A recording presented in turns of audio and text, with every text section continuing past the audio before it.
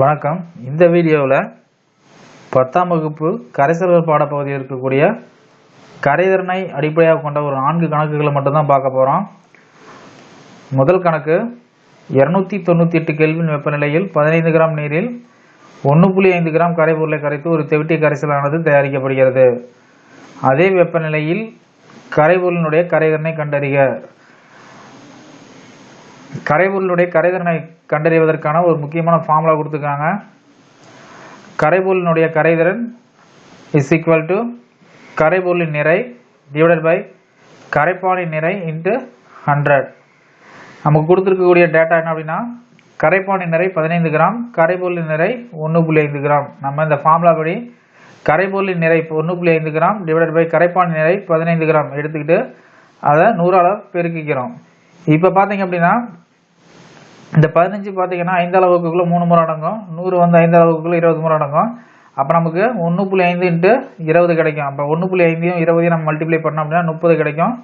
அப்போ 30 divide by 3 அப்படின்றது நமக்கு கிடைக்கும். அப்போ 30 நம்ம 3ஐயும் டிவைட் பண்ணோம் அப்படின்னா நமக்கு 10 கிராம் ஆன்சர் கிடைக்கும். அதாவது கரைப்பான் நிறை 15 கிராம், கரைபொருள் நிறை 1.5 கிராம் எடுத்துக்கிட்டோம்னா அதனுடைய கரைதிறன் பார்த்தீங்கன்னா நமக்கு 10 கிராம். இதுக்கு நம்ம ஃபார்முலா ரொம்ப ரொம்ப முக்கியம், இதை மனப்பாடம் பண்ணி வச்சுக்கிங்க. அடுத்தது 303 கெல்வின் வெப்பநிலையில் 60 கிராம் நீரில் எவ்வளவு நிறையுள்ள பொட்டாசியம் குளோரைடு கரைந்து தெவிட்டிய கரைசலை உருவாக்கும். அதாவது பார்த்தீங்கன்னா பொட்டாசியம் குளோரைடினுடைய கரைதிறன் 100 மில்லி லிட்டர் நீரில் 37 கிராம் அப்படின்னு கொடுத்துருக்குறாங்க. அப்போ நமக்கு 100 கிராம் நீரில் வந்து 37 கிராம் பொட்டாசியம் குளோரைடு கரையும் அப்படின்னா 60 கிராம் நீரில் எவ்வளோ கரையும் அப்படின்னு கேட்டிருக்காங்க. அதுபடி இந்த ஃபார்முலா அப்படி நம்ம அமைச்சோம் அப்படின்னா நமக்கு ஆன்சர் 22.2 கிராம் கிடைக்கும். அடுத்தது 30 டிகிரி செல்சியஸ் வெப்பநிலையில் 50 கிராம் நீரில் கரைந்து தெவிட்டிய கரைசலை உருவாக்க தேவையான NaCl சோடியம் குளோரைடு நிறை என்ன அப்படின்னு கேட்டிருக்காங்க. அதாவது பார்த்தீங்கன்னா 100 கிராம் நீரில் கரையக்கூடிய சோடியம் குளோரைடினுடைய நிறை எவ்வளோ அப்படின்னு கேட்டிங்கன்னா 36 கிராம்.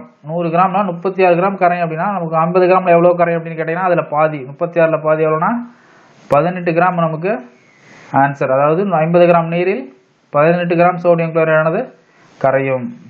அதுக்கடுத்தது 50 டிகிரி செல்சியஸ் வெப்பநிலையில் மற்றும் 30 டிகிரி செல்சியஸ் வெப்பநிலையில் சோடியம் நைட்ரேட்டின் கரைதிறன் முறையே 114 மற்றும் 96 கிராம்.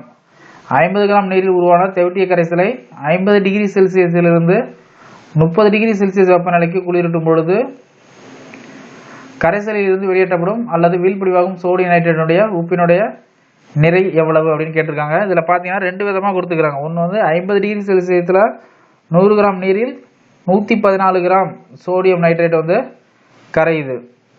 அதுக்கடுத்தது பார்த்தீங்க அப்படின்னா இந்த ஃபார்முலா படி 100 கிராம் நீரில் 114 கிராம் கரையுது. அப்போ 50 கிராம் நீரில் எவ்வளோ கரையும் அப்படின்னு கேட்டிங்கன்னா 57 கிராம் கரையும். அதே மாதிரி பார்த்தீங்கன்னா 30 டிகிரி செல்சியஸ் வெப்பநிலையில் 50 கிராம் நீரில் கரையும் சோடியம் நைட்ரேட் வெப்பநிலை இது வந்து 50 டிகிரி செல்சியஸ், இது வந்து 30 டிகிரி செல்சியஸ். ஆனால் நீர் நிறை வந்து அதே தான். அப்போ 100 கிராம் நீரில் 96 கிராம் கரையுது. அப்போ 50 மில்லி லிட்டர் நீரில் எவ்வளோ கரையும் அப்படின்னு கேட்டிங்கன்னா 30 டிகிரி செல்சியஸில் 48 கிராம் கிடைக்கும்.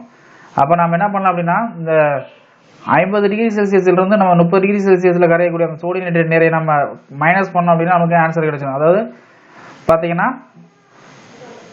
57 minus 48 is equal to 9 gram கிடைக்கும்.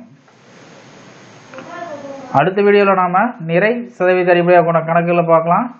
தொடர்ந்து இந்த வீடியோவை சப்ஸ்கிரைப் பண்ணுங்கள்.